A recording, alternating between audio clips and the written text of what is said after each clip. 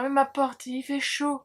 Pourquoi j'ai fermé ma porte? Parce que monsieur, là, si tu l'entends, il est en train de jouer de la basse. Donc ça, je pense que tu vas peut-être l'entendre avec le micro, mais je suis pas sûre. Mais donc du coup, j'ai éteint. J'ai fermé ma porte, mais j'ai chaud. Il fait chaud en ce moment. Et Bubus, il est couché comme un gros caca. Je vais prendre une photo d'ailleurs, comme ça je te la mettrai là. Il adore le son de la basse, ça l'endort.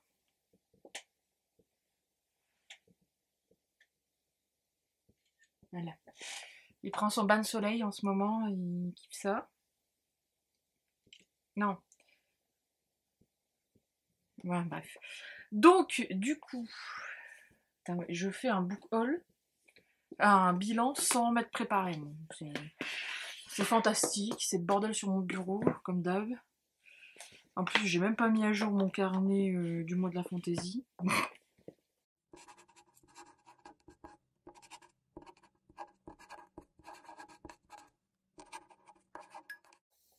Hello hello, j'espère que tu vas bien, on se retrouve aujourd'hui pour une nouvelle vidéo et ça fait longtemps que je n'avais pas fait de bilan sur cette chaîne et aujourd'hui on va se faire le petit bilan, tu as dû voir dans le titre, du mois de la fantaisie parce que le mois de la fantaisie c'était du 1er mai au 31 mai, ça s'est terminé le 31 mai et pour une fois j'ai tenu un challenge. Wouh! Et pour une fois j'ai tenu un challenge et du coup je voulais faire le bilan en vidéo parce que je pensais faire un vlog, sauf que en ce moment, enfin là à l'heure où je te tourne cette vidéo c'est pas possible parce qu'on est en pleine semaine et je sais même pas quand est-ce que je vais la publier sur la chaîne, mais au final en fait faire un vlog juste pour faire un bilan, je me dis ça sert à rien. Après j'aurais pu faire d'autres choses dans le vlog, mais c'est vrai que le vlog, je pense qu'il faut qu'il vienne quand il y en a envie, quoi. Donc du coup, pour l'instant, j'en ai pas fait. Peut-être que j'en ferai un autre plus tard, mais on verra. Mais en tout cas, là aujourd'hui, on va parler des livres que j'ai lus pendant ce mois de la fantaisie et voir si j'ai rempli toutes les missions. Je savais qu'il y en avait 1, 2, 3, 4, 5, 6, 7, 8, 9, 10, 11, 12. Il y avait 12 missions, enfin 12 catégories et une bonus.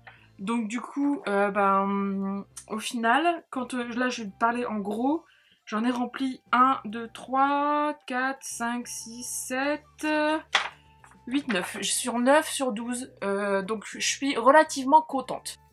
Au final, en fait, le truc c'est que ça m'a fait du bien de lire de la fantaisie, ça faisait en fait longtemps que je m'étais pas plongée dans des bons romans de fantaisie purs.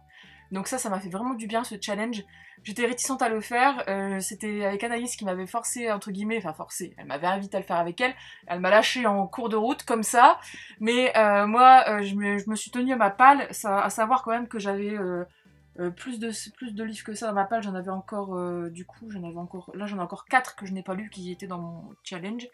J'en ai lu 1, 2, 3, 4, 5, j'en ai lu 6 sur 7, 8, 9, 10, sur 10. 6 sur 10 plus le manga je ne l'ai même pas lu.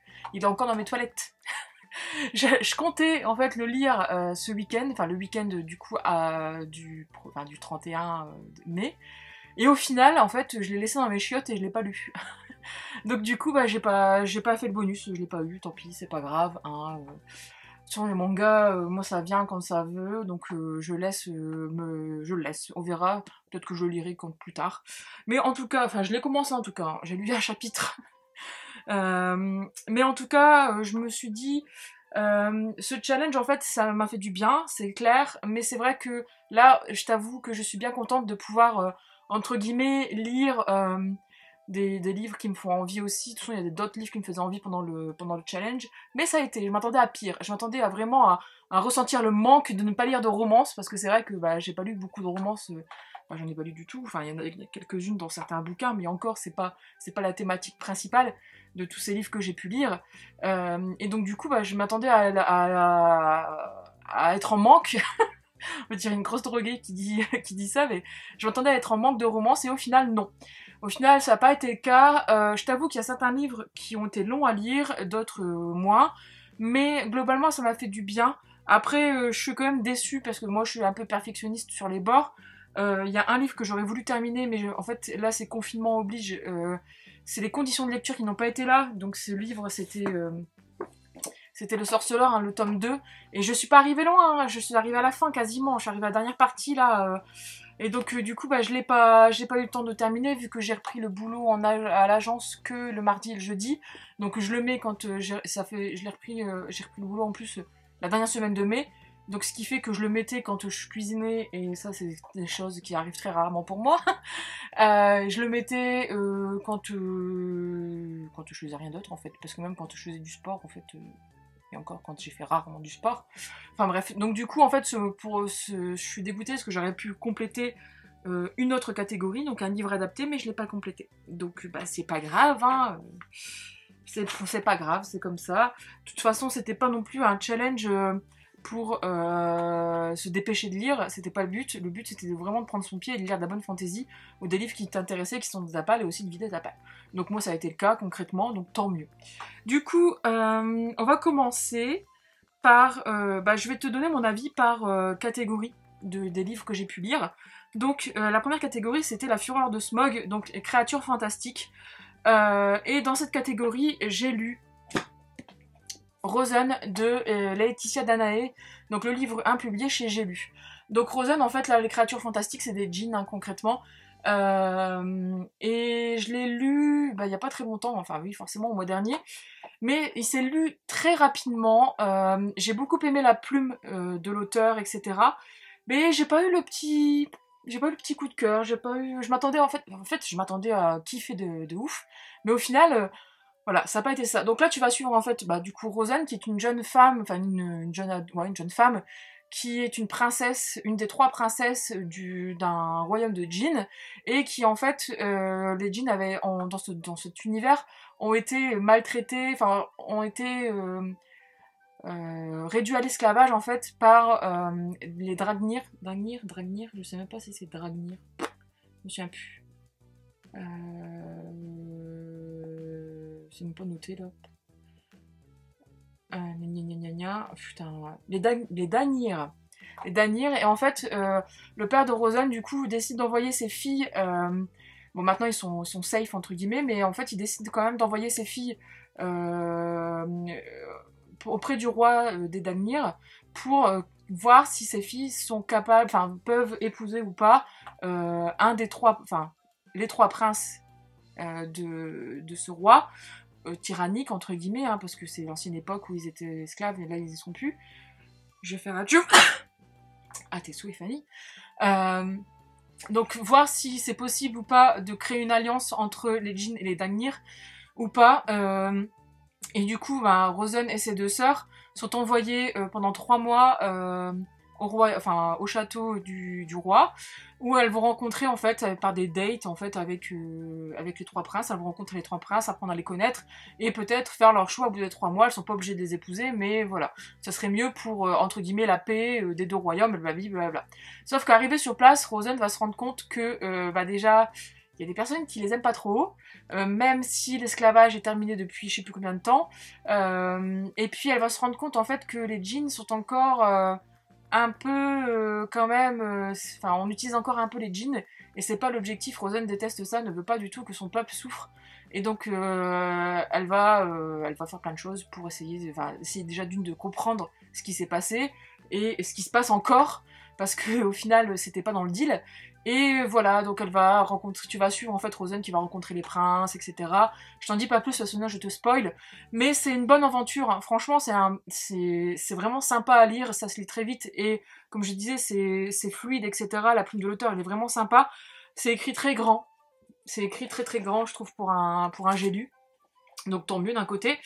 J'ai beaucoup aimé le personnage de Rosen qui ne cherche, enfin en fait il y a des moments où elle était sympa, il y a des moments où elle était agaçante, mais le personnage le plus agaçant et que j'ai vraiment détesté, mais putain, c'est la petite sœur de Rosen, donc Daenare, je sais même plus comment elle s'appelle, de toute façon je l'aime pas.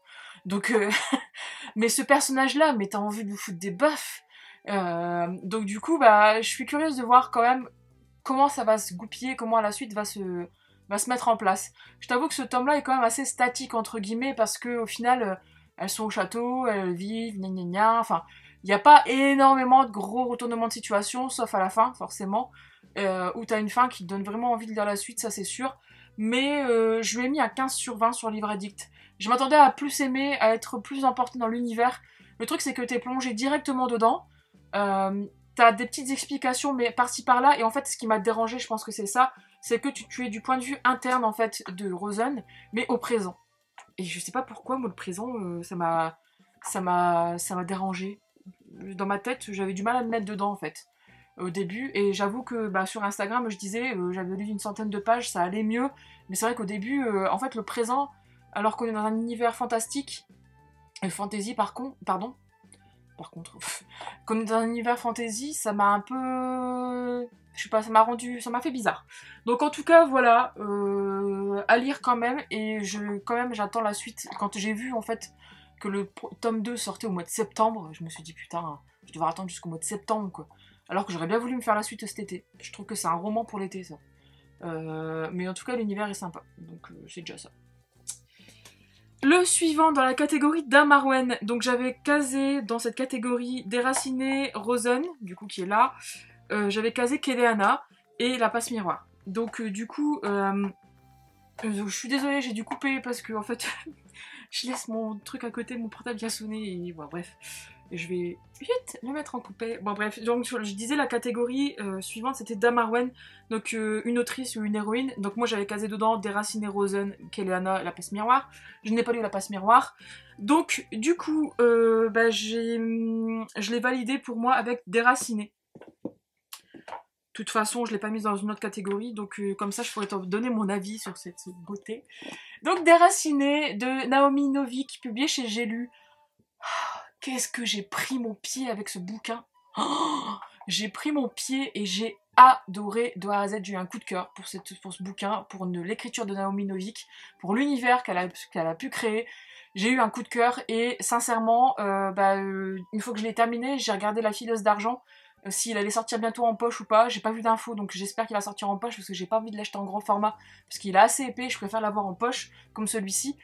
Mais oh là là, c'était trop bien. C'était trop bien. Donc je vais essayer de te faire un résumé, mais je pense qu'il va pas être à la hauteur de l'univers, du bouquin, des personnages, ouais, de l'univers, quoi. Donc là, en gros, tu vas suivre Agnieszka, qui est une jeune fille qui vit dans un village qui est bordé, enfin au bord d'une forêt, d'un bois, ils appellent ça le bois, qui est maléfique en fait. Ce bois emporte les gens, les contamine et les fait revenir des fois, ou sinon bah non, les garde, mais les fait revenir parfois contaminés et complètement fous. Et si tu te fais mordre ou griffer, etc., tu peux être contaminé, etc., etc. T'as une magie en fait très ancienne et très mauvaise dans ce bois. Et donc Agnieszka vit au bord de ce bois avec sa famille dans un village, etc. Et donc ce bois est bordé, et enfin, avant ce bois, tu as une tour, la tour du dragon. Le dragon, c'est le surnom d'un magicien qui fait partie du royaume, hein, et qui, lui, est là pour justement comprendre le bois, essayer de repousser le bois, parce que qui dit bois maléfique, dit bois qui commence à grignoter les terrains, et qui commence à s'étendre, en fait, sur les villages, etc. Et donc, le dragon, donc, comment il s'appelle déjà son prénom? C'est Shere-Khan, je crois. Je me souviens même plus du prénom du dragon. Alors que... Alors, où est-ce qu'il est, Shere-Khan? Je crois que c'est Shere-Khan, mais je me souviens plus. Putain, mais franchement, moi, mes vidéos pas préparées... Non, Sarkhan. Donc Sarkhan, donc du coup, le dragon, c'est le magicien. En fait, dans ce monde, dans cet univers, chaque magicien a un surnom, soit d'animaux, ou... Ouais, c'est d'animaux, hein, quand même. Ouais, un surnom d'animal. Donc lui, c'est le dragon. Et donc lui il vit dans la tour, et en fait tous les 10 ans il vient au village récupérer une jeune fille qu'il garde enfermée pendant 10 ans dans sa tour. Les villageois ne savent pas ce qui se passe, ils savent pas ce qu'il fait. Et au bout des 10 ans, cette jeune fille est relâchée, elle revient au village, sauf qu'en fait elle quitte le village, elles s'en vont vers les grandes villes, etc. Et donc du coup là, quand tu vas commencer le roman, tu vas arriver au moment où, entre guillemets, le dragon va se pointer au village pour récupérer une nouvelle jeune fille.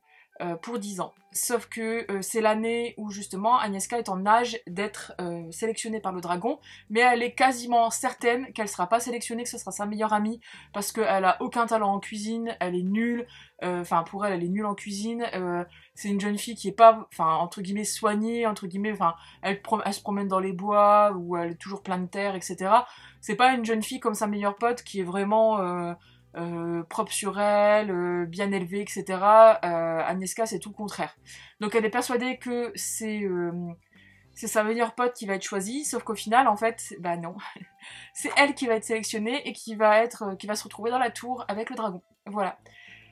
Et je t'en dis pas plus, parce que sinon je vais te spoil, je vais te raconter trop l'univers et il faut le découvrir. Mais de toute façon, pour moi, le résumé là qui est derrière ne rend pas honneur en fait au bouquin. Il donne envie, certes, mais c'est pas du tout. Enfin, quand tu découvres l'univers, le global, quand tu t'es plongé dedans, mais tu te dis what the fuck, c'est énorme, c'est trop bien foutu, tout est bien maîtrisé, les personnages de A à Z, le personnage d'Agnieszka est vraiment trop bien. Il évolue mais à fond, et j'ai adoré. Ça devient un personnage qui reste lui-même, mais au final qui grandit avec l'histoire, et c'est trop bien. Ensuite, il y a un truc qui peut freiner beaucoup de personnes, et j'ai vu dans les avis sur Livre Addict que c'était un peu ça. Oui, il y a beaucoup de passages descriptifs, etc. Là, t'es pas du point de vue interne du personnage, t'es du point de vue omniscient, et tu es... c'est bien d'ailleurs, enfin, moi j'ai bien aimé. Et tu as quand même pas mal de passages descriptifs sur l'environnement, etc. Mais c'est normal, t'es dans une fantasy. Donc forcément, tu vas avoir des passages descriptifs. Moi, je les ai pas trouvés trop lourds. C'est vrai que des fois, t'en avais quand même pas mal et je comprends que ça peut bloquer certaines personnes, il n'y a pas de souci. Mais franchement, moi, j'ai pris mon pied, mais un truc de fou, et j'ai adoré découvrir cet univers. Et en fait, la relation entre justement le dragon et Agnieszka qui évolue énormément, mais qui n'est pas non plus centrale. Au bouquin, parce qu'il y a autre chose qui est beaucoup plus important, c'est le bois, et donc du coup c'est pas quelque chose qui est central au bouquin, mais qui a quand même son petit truc, qui fait son petit côté douceur, on va dire. Donc voilà, moi c'est pour tout ça que j'ai kiffé ce bouquin, j'ai eu un coup de cœur, et franchement si tu veux une bonne fantaisie, qui au final se lit quand même assez rapidement, et dont la plume est vraiment très très bien, je te conseille à 1000% de Déraciné. Franchement, si tu as dans ta palle, sors-le. Si tu n'aimes pas le début, essaye de passer quelques chapitres. Parce que une fois que tu auras passé, on va dire le premier, deuxième chapitre, parce que c'est vrai qu'il y a quand même pas mal de descriptions sur l'univers, où ils habitent, etc. Mais c'est bien dosé. Enfin, pour moi, c'était bien dosé. T'avais tout ce qu'il fallait. Donc voilà. Donc n'hésite pas à le sortir de ta palle, et puis n'hésite pas à me dire si toi tu l'as lu, si tu l'as aimé aussi, comme moi, ou pas. Ensuite, cette vidéo va être très longue, je pense. Ensuite, le troisième menu, c'était entre guillemets... menu entre guillemets, Tolkien, le roi de la fantasy, un incontournable. Donc j'avais mis l'épée de vérité, le tome 1 dedans, et le sorceleur tome 2. Bon, comme tu as pu le voir en intro, le sorceleur tome 2, je l'ai pas lu. Donc du coup, je vais te parler de l'épée de vérité. Et du coup, je te passerai d'autres menus, parce qu'il était dans d'autres menus. J'ai lu le tome 1 du coup de l'épée de vérité de Terry Goodkin, qui était donc la première leçon du sorcier publiée chez Milady Brajlon. Au final c'est Brajlon le tome 2 que j'ai, parce que voilà. Enfin bref. Chez Milady Brajlon, comment te faire un résumé aussi de cet univers? Déjà ce livre, il était dans ma palle depuis très longtemps, parce que c'est un gros bébé de 1000 pages. 1100 pages même, je dirais. Ouais, 1000 pages.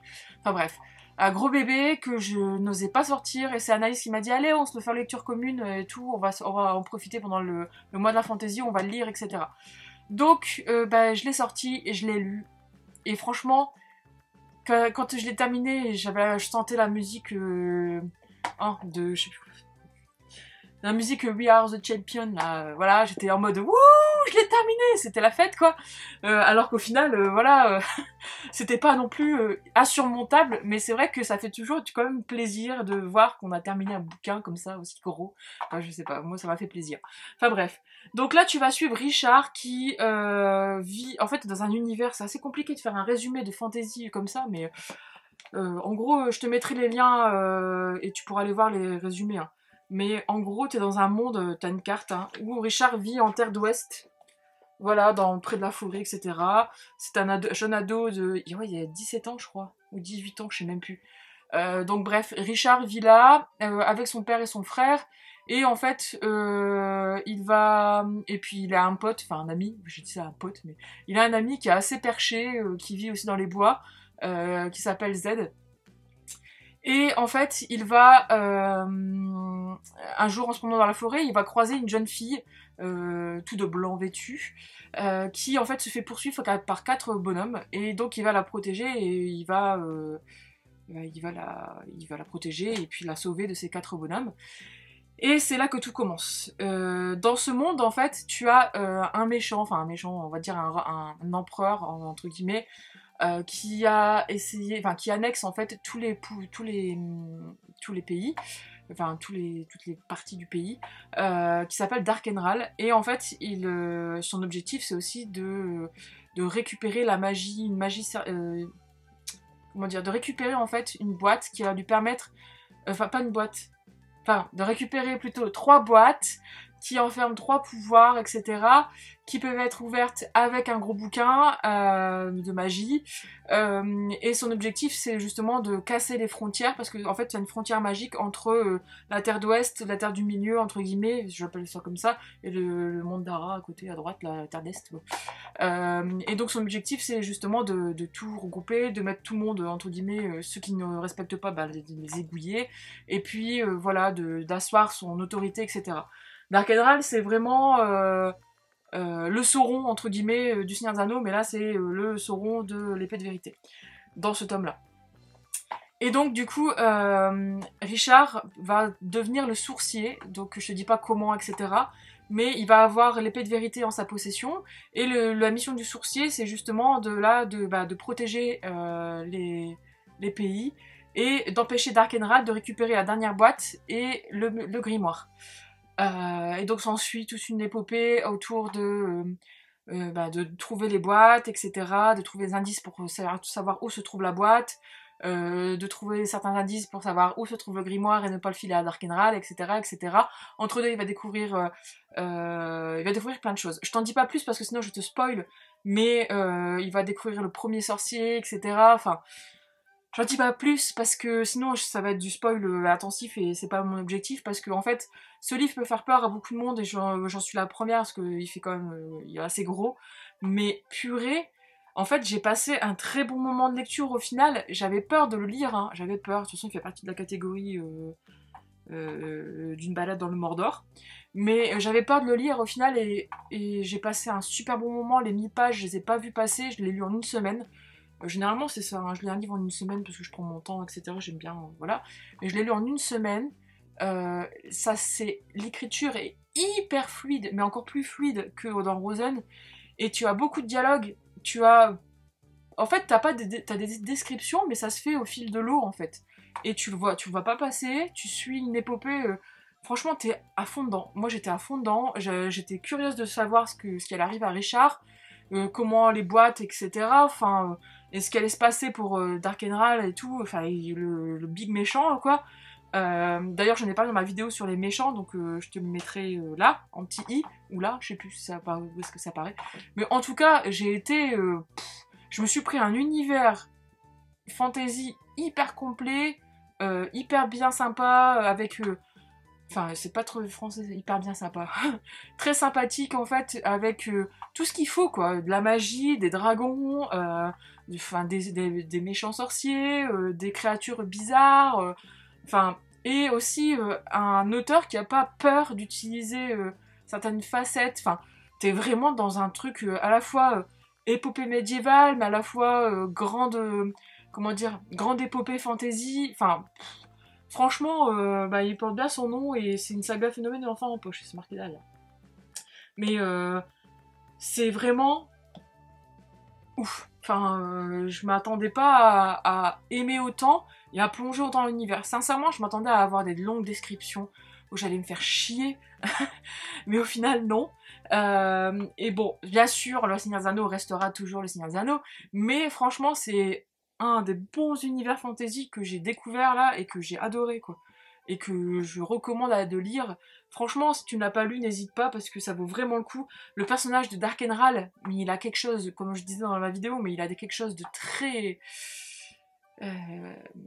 poisseux, comme je disais, mais c'est très très ouais. C'est fascinant, mais à la fois très dérangeant. Enfin bref, j'ai adoré le personnage de Richard. T'as une évolution du personnage qui est oufissime et qui est vraiment très bien et qui est très bien maîtrisé. Et ça, j'ai énormément apprécié. Tu as tout, vraiment. Des fois, en fait, t'as des illusions. Tu te dis merde, c'est vraiment ça. Tu te fais avoir comme Richard. T'es vraiment plongé dedans. Franchement, rien à redire. Ça a été une très très bonne lecture. J'ai pas eu de coup de cœur hein, parce que oui, quand même, 1000 pages, il fallait laisser enquiller. Mais franchement, il y a tout. Il y a tout ce qu'il faut dedans. Il y a tout ce qu'il faut. D'ailleurs, j'ai acheté le tome 2. Hein. Donc bah, il est encore plus gros, il fait 200 pages de plus. Mais je le lirai très prochainement aussi. Mais n'hésite pas à me dire si tu l'as lu. J'ai regardé aussi les 2 premiers épisodes de la série. Bon, je t'avoue que la série, bah, elle fait très série sur sci-fi. Elle fait très effets spéciaux digne de Charm de la première saison, enfin la première série qui est sortie. Mais il y a des choses fait, qui diffèrent du bouquin et qui me frustrent un peu. C'est bien, mais voilà, c'est pas non plus la The série de ouf, quoi. Et je trouve qu'en fait, elle dénote un peu de ce qu'on voit dans le bouquin, en fait, au niveau de la rencontre de certains personnages, de certaines choses, comment elles se passent, elles se déroulent. Donc du coup, ça m'a un peu dérangée parce que moi, j'ai beaucoup aimé l'enchaînement en fait qu'il y avait dans le bouquin et celle dans la série est différente. Donc voilà, il y a 2 saisons, la série a été annulée, ce qui fait que la saison 2 en fait c'est Solène qui me l'a dit de L'ivresse comme on addict. Elle m'a dit que la saison 2 c'était sur le livre 2, donc du coup bah, je vais pas regarder la saison 2, je vais essayer de continuer peut-être la saison 1 si j'ai la motivation, on verra. Mais en tout cas ça a été waouh. Donc n'hésite pas à me dire hein, toi ton avis sur ce gros bébé. Ensuite, l'autre catégorie que je n'ai pas remplie, c'est la communauté de l'anneau, une lecture commune. Alors en fait, si, j'aurais pu la remplir, mais dans cette catégorie-là, j'avais mis Les Messagers des Vents, le tome 1. En fait, à la base, je devais le lire avec Anaïs. Sauf qu'au final, bah, Anaïs m'a lâché en cours de route. Donc je devais lire, en fait, Rosen avec Charlène de Les Lectures Sucrées. Sauf que Charlène, en fait, devait recevoir Rosen de la part de Babelio, qu'elle n'avait toujours pas reçu. Donc du coup, en fait, elle m'a dit, bah c'est pas grave, lis Rosen sans moi, et puis on se fera les Messagers des Vents au cas où. Sauf qu'en fait, au final, le mois s'est terminé, et on n'a pas eu le temps de se faire une lecture commune, et donc du coup, les Messagers des Vents, bah, il est resté dans ma lecture, dans mon truc lecture commune, et puis bah voilà. Donc du coup, j'ai pas complété cette catégorie. Ensuite, la catégorie Peter Jackson, un livre adapté, pareil, c'était Le Sorceleur tome 2, c'était le seul dans ma pile que je devais lire, et au final, bah, je l'ai pas terminé. Il me reste même pas 100 pages, mais bon, je ne triche pas, je l'ai pas terminé. Ensuite, du Hobbit au Seigneur des Anneaux, une saga. Du coup... Ah oui, je suis en train de bugger parce que je me dis, bah merde, celui-là, non, je l'ai pas lu.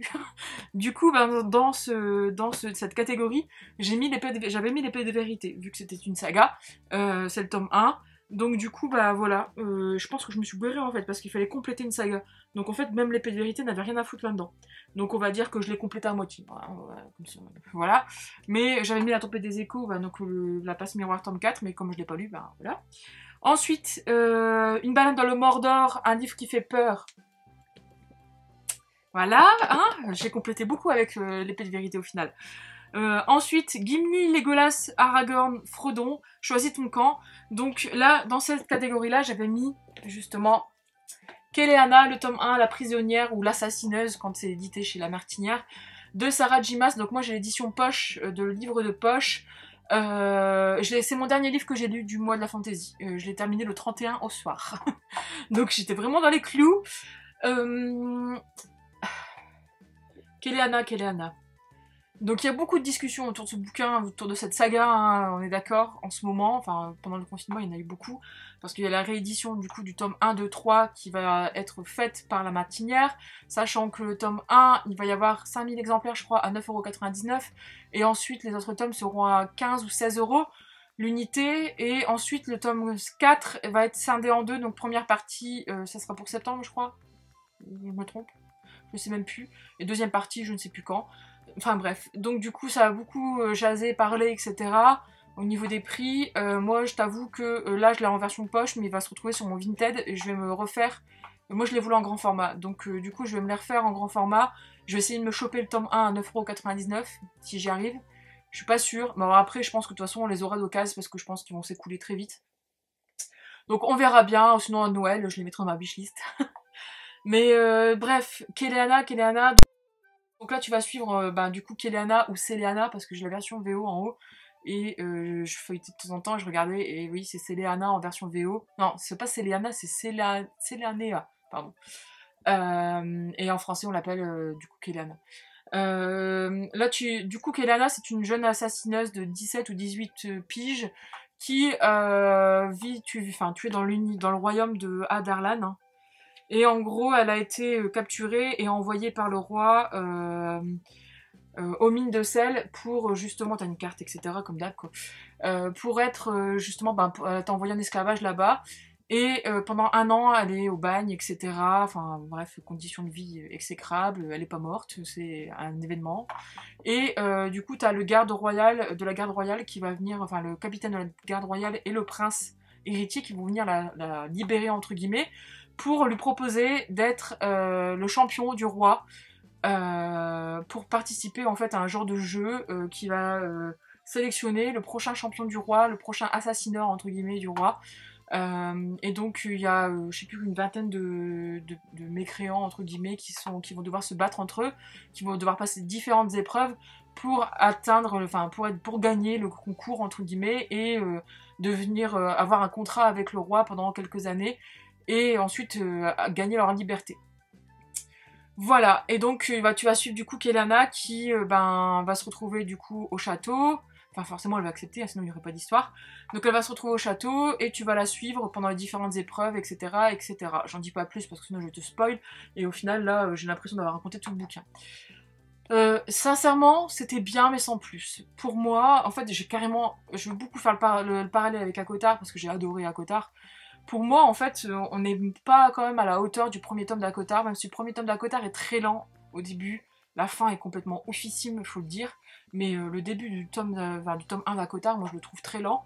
L'univers est vraiment... Enfin, je sais pas, là l'univers est différent. En fait, il y a de la magie, mais t'en as moins. Et moi, je m'entendais à plus de magie sans doute. Donc, pourtant au départ, je me disais ça peut être pas mal, etc. Donc ça a été une bonne lecture, mais sans plus, parce que j'ai beaucoup aimé le personnage de Keleana, j'ai beaucoup aimé son humour, etc., sa droiture, et son évolution, mais j'attends de voir la suite. Sincèrement, j'attends de voir la suite. Je veux voir le tome 2, ce que ça va donner. Si j'aime pas le tome 2, je sais même pas si je vais continuer. Voilà. Franchement, et en plus, le truc, c'est que je vois un triangle amoureux arriver à 15 millions de kilomètres. Dans ce tome 1 là, quand tu vois le truc, tu le vois arriver à 15 millions. Tu te dis, putain, ça va recommencer, un triangle amoureux. Et puis là, je sais pas, j'ai l'impression qu'ils sont moins légitimes. Je sais pas. En fait, je suis moins attachée au personnage que dans ACOTAR. Je sais pas pourquoi. Keleana, ok. Après, il y a des choses qui sont encore floues en fait dans ce tome 1 au niveau de ses origines, etc. Donc je pense qu'on va découvrir plein de choses dans les tomes suivants. Je suis quasiment sûre. Enfin, du moins, j'espère. Mais c'est vrai que ça n'a pas été non plus l'éclate de chez l'éclate. Ça a été une bonne lecture, mais voilà. C'est pas non plus le livre de l'année pour moi. Du coup, on verra bien. On verra bien. En fait, il y a des passages où je me disais, putain, mais ça n'avance pas. Putain, c'est creux. Il y a des passages où ça a avancé, t'étais bien et tout, t'avais un rythme, et après, ça a retombé un petit peu. Donc, ça n'a pas été non plus, voilà, folichon, mais ça se lit. C'est sympa. Donc n'hésite pas à me dire toi ce que t'en penses hein, sur celui-ci. Du coup on va passer à la prochaine catégorie qui est une relique de Mapal, donc au Gandalf, et donc du coup encore une fois l'épée de vérité, hein, je le mets là. Ensuite la catégorie un anneau pour les gouverner tous, avec donc un livre avec des artefacts. J'avais choisi l'arrache-mot de Judith Bouilloc, ouais c'est un O, Bouilloc, publié chez Hachette Roman. J'avais adoré ce bouquin quand il était sorti, je le trouvais trop beau, la couverture est magnifique, le travail éditorial avec des petits trucs là sur les pages est magnifique, et puis le résumé me tentait pas mal. En gros là tu vas suivre une jeune femme qui s'appelle Iliade, qui est entre guillemets bibliothécaire, et qui en fait quand elle lit à haute voix, elle a le pouvoir de donner vie en fait au livre qu'elle lit. Et donc c'est ouf comme pouvoir, enfin je suis désolée mais moi je trouve ça oufissime. Donc du coup, elle va pouvoir donner le pouvoir à ses mots. Et je viens de me rendre compte du temps. Et en fait, j'ai rendez-vous chez le garage. pour ma voiture. Je vais être à la bourre. Non, j'ai encore un quart d'heure, ça va aller. Bon, bref. Et donc, du coup, elle va... voilà, elle fait vivre les mots, et en fait, ils vont devoir... Enfin, ça s'appelle du coup une conteuse dans cet univers, hein, c'est ça. Ouais, les conteurs. Et en gros, elle va se retrouver avec une demande en mariage de la part d'une personne au royaume, enfin au château royal. Et donc du coup, elle va aller sur place là-bas, puis pour découvrir déjà son mystérieux fiancé, parce qu'elle le connaît pas. Et donc pour apprendre à le découvrir et puis voir si elle se marie avec lui. Voilà, je t'en dis pas plus parce que sinon l'univers est assez quand même bien complet et bien sympa, je trouve. Mais c'est vrai qu'en un tome, j'aurais peut-être voulu en avoir plus.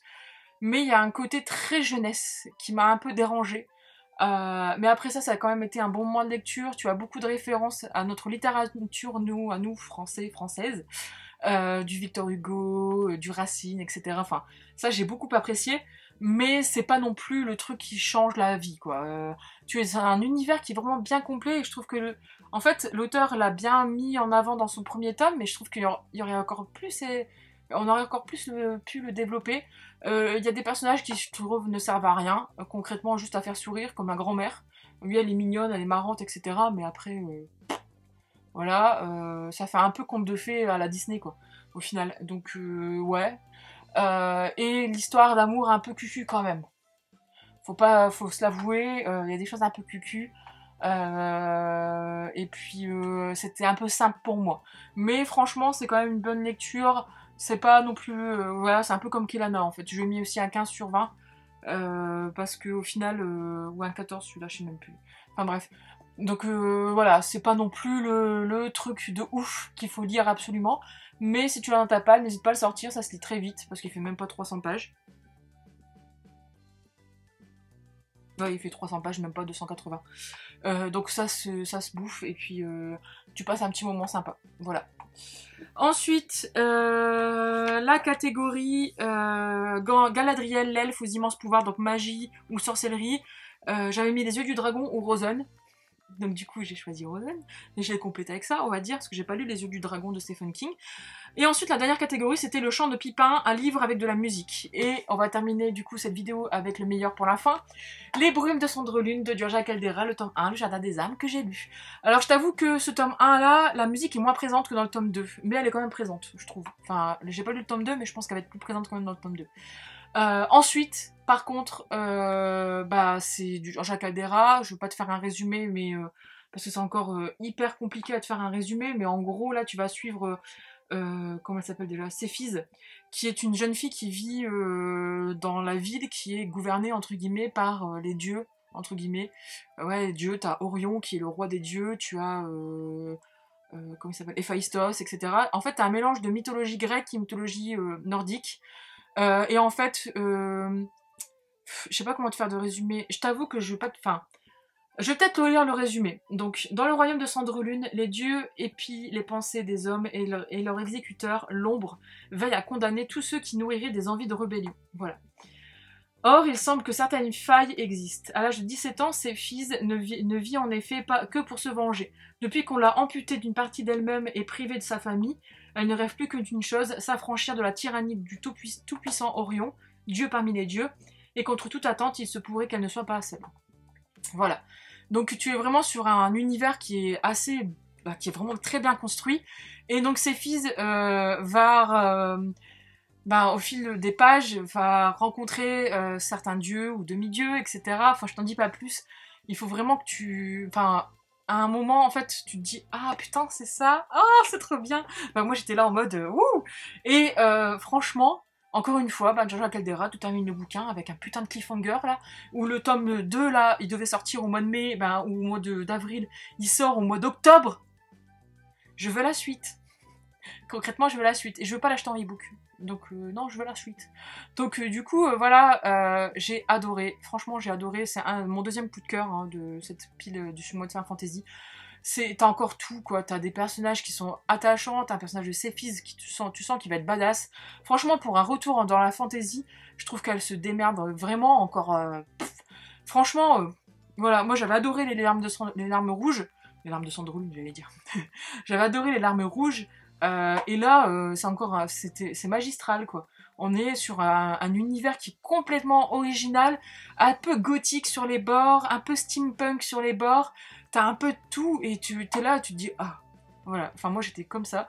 J'ai adoré, ça se lit très vite par contre et c'est malheureux, c'est dommage. Mais bon, on va dire que toutes les bonnes choses ont une fin, hein, et du coup j'ai hâte d'avoir le tome 2 entre mes mains. Voilà. N'hésite pas à me dire si toi tu l'as lu, si tu as aimé, etc. Je pense que il fait beaucoup l'unanimité, hein, ce bouquin, mais j'aimerais bien savoir quand même. Bref, du coup voilà pour ce petit bilan du mois de la fantasy. Donc comme je disais au début de la vidéo, j'ai validé 9 sur 12 points. Le bonus, bah non. Et puis voilà, franchement j'ai passé un bon mois, et je pense que je le referai l'année prochaine. Si j'ai pas écoulé les autres fantaisies que j'avais prévues de ma palle. Mais bon, le but c'est quand même de vider ma palle, hein, voilà, on est d'accord. Sachant qu'en plus, ça m'a donné encore plus envie de lire de la fantaisie ce putain de mois, donc c'est bien, c'est bien, c'est bien. Bref, du coup, n'hésite pas à me dire si toi tu l'as fait ce mois de la fantaisie, et quel est ton bilan, si tu as fait, je sais pas moi, 10 sur 12, 12 sur 12, 1 sur 12, etc. Je suis curieuse, n'hésite pas à me dire en commentaire du coup. Pareil, si cette vidéo t'a plu, tu peux me laisser un petit pouce bleu, ça fait toujours plaisir. Et puis si tu n'es pas abonné à la chaîne, bah, comme d'habitude tu peux t'abonner, ça fait toujours plaisir aussi. Et puis du coup je te dis à bientôt pour une prochaine vidéo.